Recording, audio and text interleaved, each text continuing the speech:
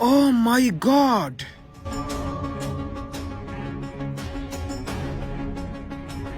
Water diving car. Pakistani peoples are very talented. यही है। उस्ताद गाड़ी आपने पानी के अंदर उतार तो ली है, कहीं हम डूब ही न जाए। ओए नहीं डूबता तू, उस्ताद पे भरोसा रख। अभी तुझे एक और फंक्शन दिखाना बाकी है। वो कौन सा उस्ताद? नीचे टायरों को देख, टायरों को।